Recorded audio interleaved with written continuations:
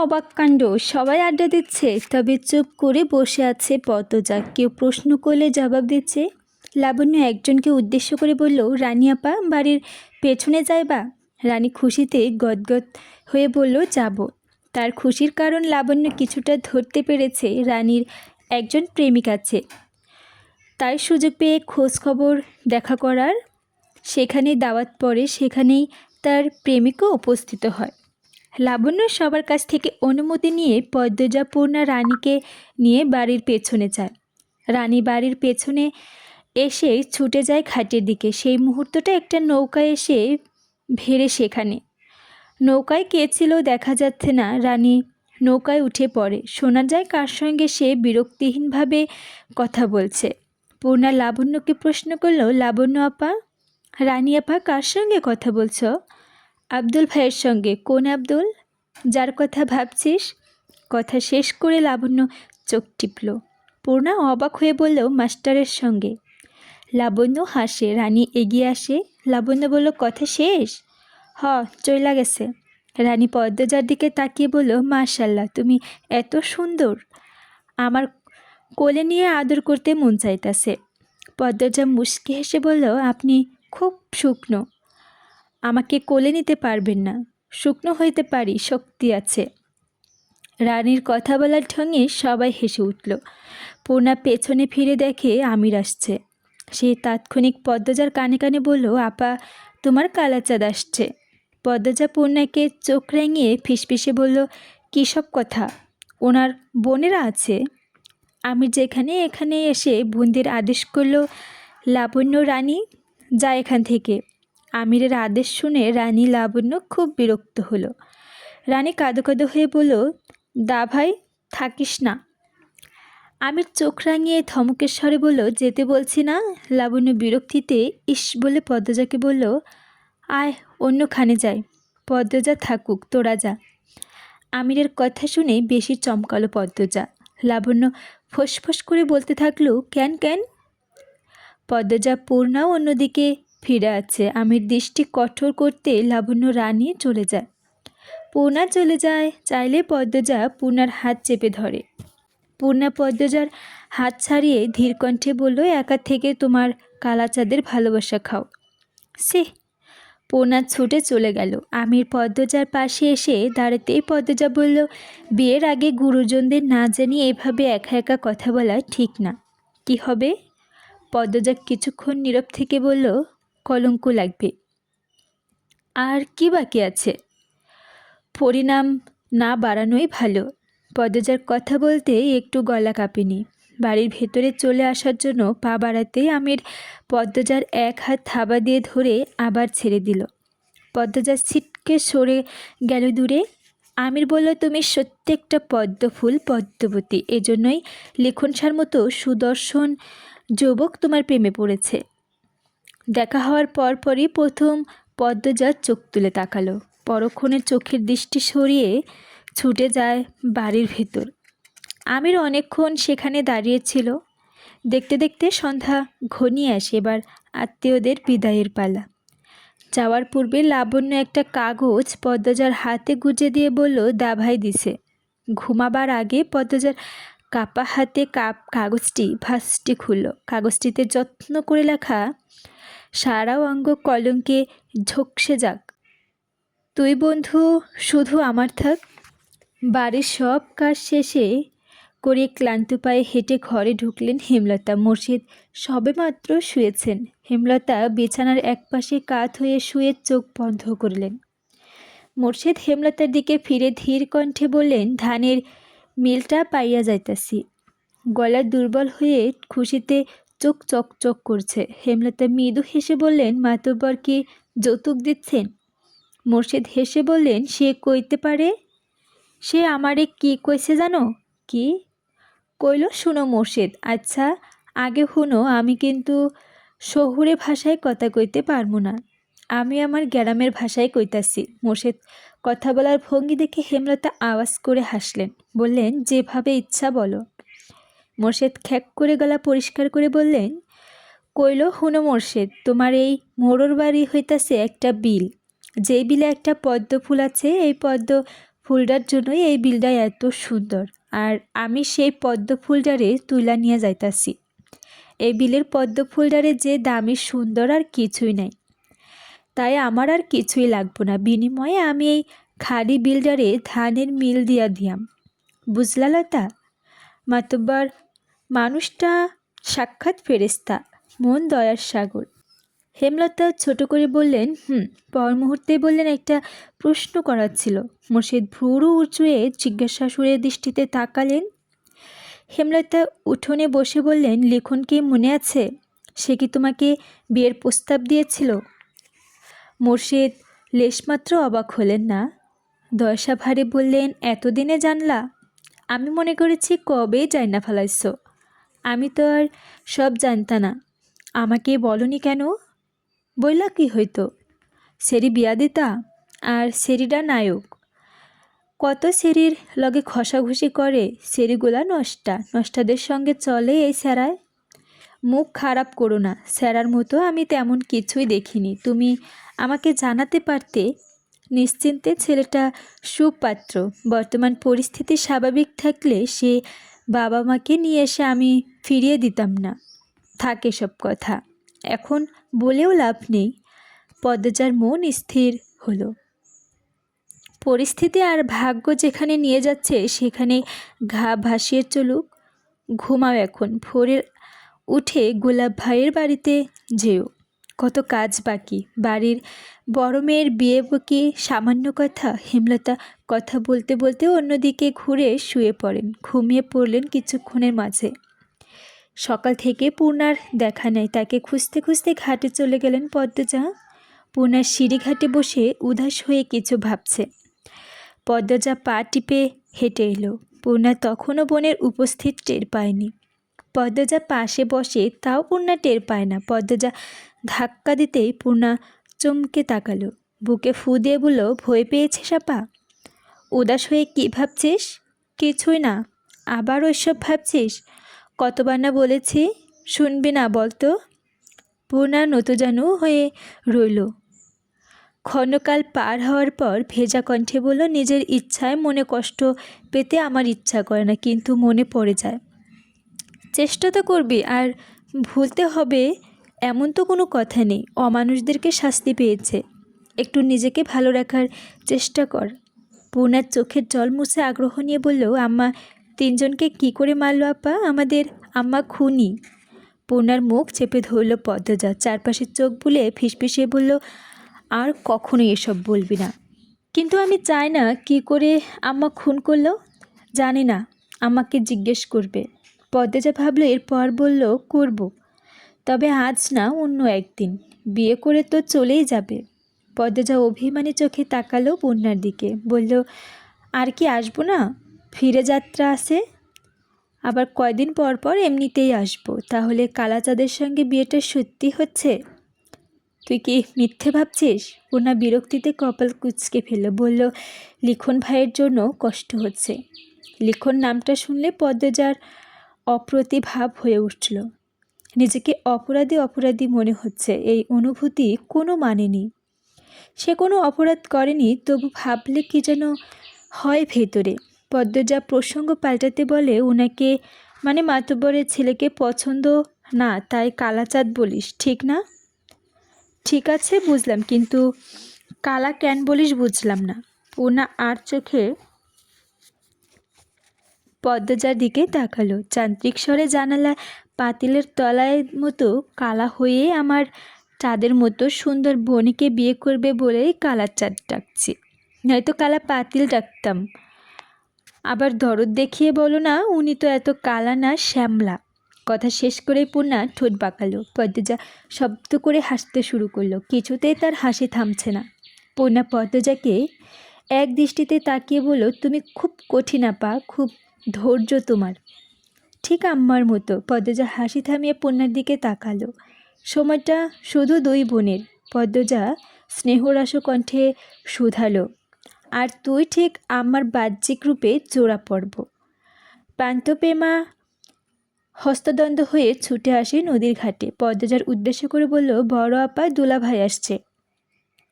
আমির আসার সংবাদ পেয়েই খিড়কি দিয়ে পদ্মজা নিজের ঘরে চলে গেল। এই লোকটা এত বেহায়া, এত নির্লজ্জ। গতকাল নাকি সকাল বিকাল বাড়ির সামনে ঘুরঘুর করছে, আজ একেবারে বাড়িতে। বিয়ের তো আর মাত্র 3 দিন বাকি, এতটুকু সময় নিজেকে নিয়ন্ত্রণ করতে পারল না। পদ্মজা কপাল চাপড়ে চাপড়ে বিড়বিড় করে বলে, এ কার সঙ্গে বিয়ে হচ্ছে আল্লাহ।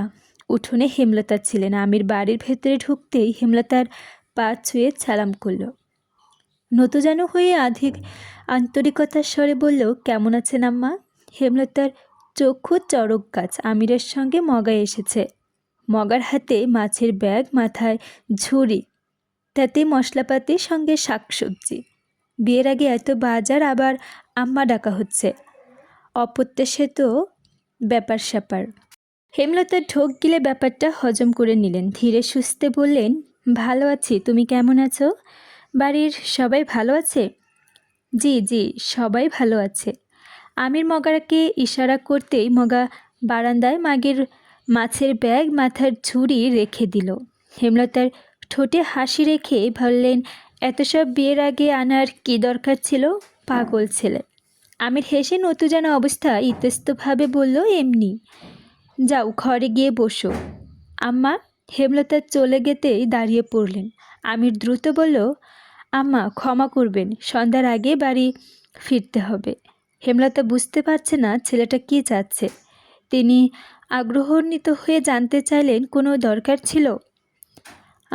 আসলে আম্মা, পদ্মজার সঙ্গে একটু কথা ছিল।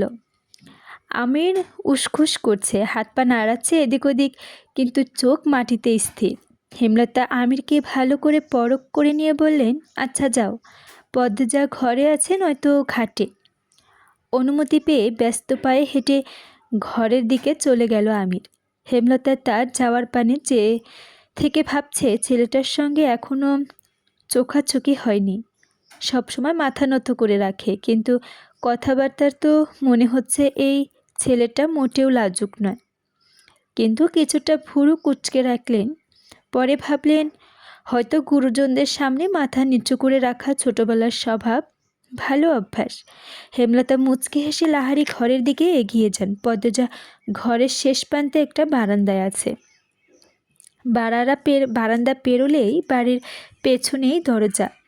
আমির আসছে শুনে ঘর থেকে বারান্দার মাঝ বরাবর দরজার পর্দা টানিয়ে দিল পদ্মজা।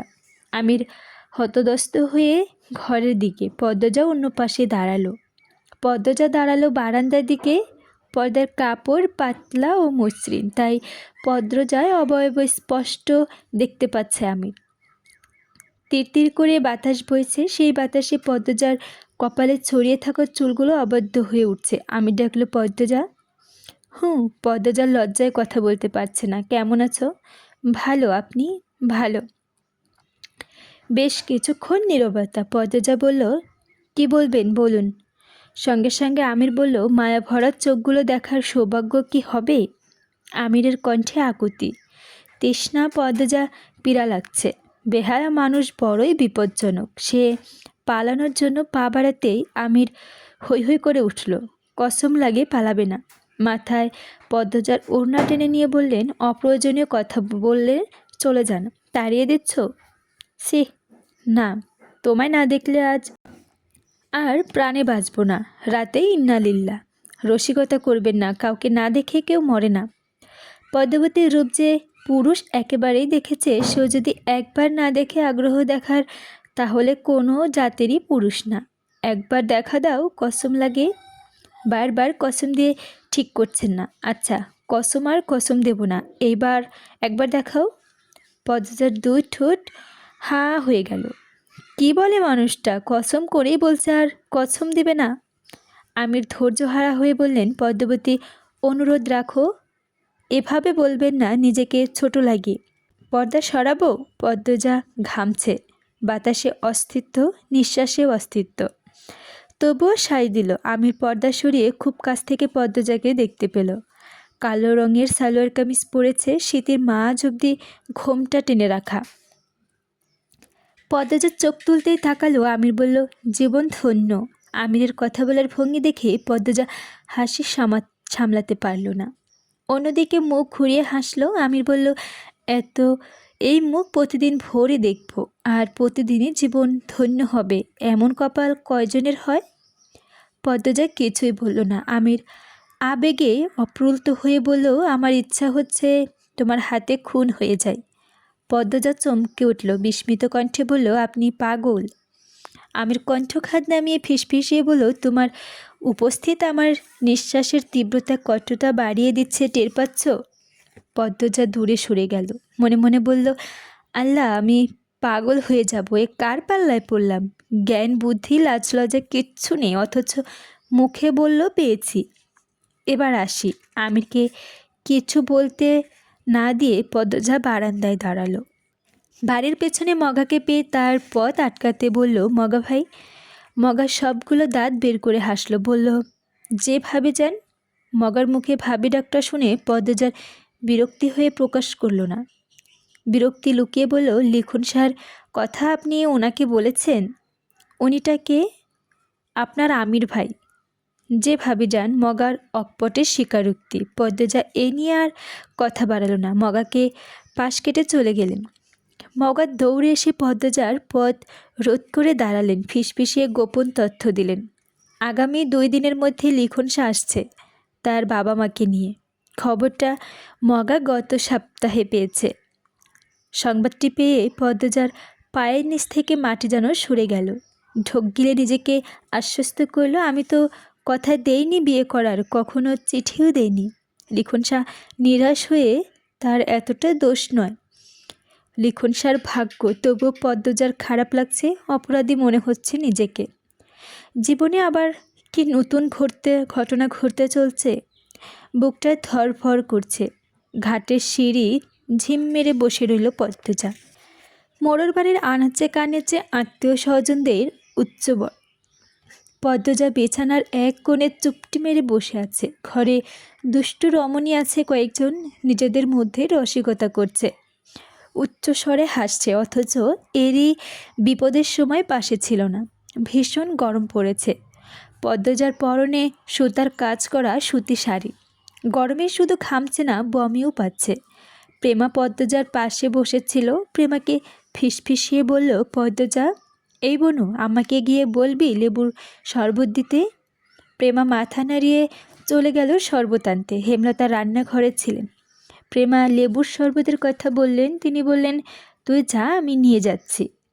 লেবু গাছ থেকে সবেমাত্র ছিঁড়ে আনা পাকা লেবুর শরবত বানিয়ে পদ্মজার ঘরের দিকে গেলেন তিনি দেখেন পদ্মজা বিছানার এক পাশে গুটিসুরি মেরে বসে আছে, ছটফট করছে। ঘর ভর্তি অনেক মানুষ। তিনি সবার উদ্দেশ্যে বললেন, সবাই অন্য ঘরে যাও, পদ্মজাকে একা ছাড়ো। হেমলতার এমন আদেশে অনেকেই রেগে হলেও চুপচাপ বেরিয়ে গেল। তিনি দরজা বন্ধ করে শরবতের গ্লাস পদ্মজার হাতে তুলে দিয়ে বললেন, সবসময় মুখ বন্ধ রাখা ভালো না। যারা বিপদে পাশে থাকে না, তাদের জন্য বিন্দুমাত্র অসুবিধায় মুখোমুখি হবি না। গরমে তো শেষ হয়ে যাচ্ছিস।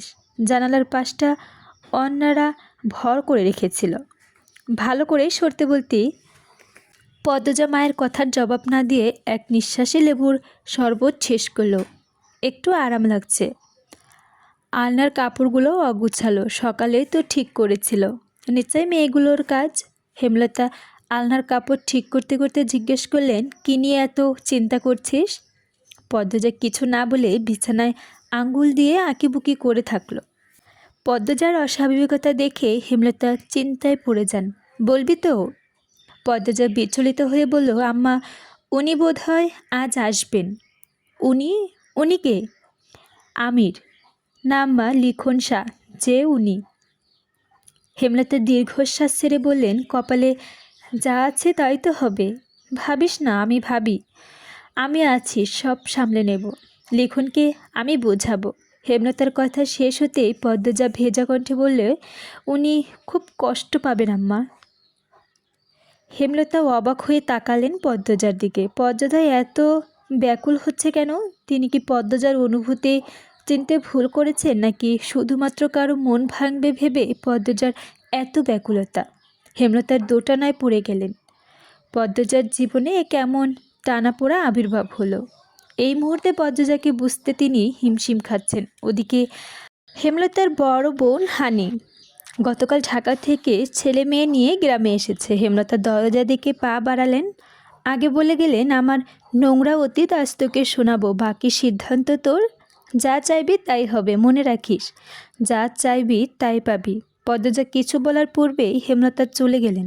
পদ্মজার বুকের ভেতর অপ্রতিরোধ তুফান শুরু হয়। মায়ের অতীত জানার জন্য কত অপেক্ষা করেছে সে। আজ যখন সে সুযোগ এলো তার ভয় হচ্ছে খুব। কেন হচ্ছে জানে না, কিন্তু হচ্ছে। হাত পায়ের রগে রগে শিরশিরের অনুভূতি ছড়িয়ে যাচ্ছে। ভ্যান গাড়ি চলে অলন্দপুরে আটপাড়ায় ঢুকলো লিখন শাহ, সঙ্গে বাবা, মা এবং বোন। বাবার শব্দর আলী, মা ফাতিমা এবং বোন লিলি। শব্দর আলীর চশমার গ্লাস দিয়ে গ্রামের ক্ষেত দেখছেন আর বারবার বলছেন, এই তো আমার দেশ, এই আমার বাংলাদেশ। ফাতিমা ভীষণ বিরক্তি ভ্যানে চড়ে। ওনার ইচ্ছে ছিল কোনো মন্ত্রী মেয়েকে বিয়ে করে ঘরের বউ আনবেন, অথচ পুত্রের নাকি পাত্রী পছন্দ হয়েছে গ্রামে। লিখনের জেদের কাছে হেরে গ্রামে আসতে হলো। লিখনের পরনে ছাই রঙের শার্টটা, চোখের সানগ্লাস, উত্তেজনায় রীতিমতো হাত পা কাঁপছে। এমন একটা দিন নেই যেদিন পদ্মজার কথা ভাবতে শুরু হয়নি। এমন একটা রাত নেই যে রাতে পদ্মজাকে নিয়ে স্বপ্ন দেখা হয়নি। সময়ের ব্যবধানে পদ্মজাকে খুব বেশি ভালোবেসে ফেলেছে সে। প্রায়ই স্বপ্ন দেখে পদ্মজাকে গৃহবধূর মতো তার ঘরে কোমলে আঁচল বেঁধে গুজে কাজ করবে।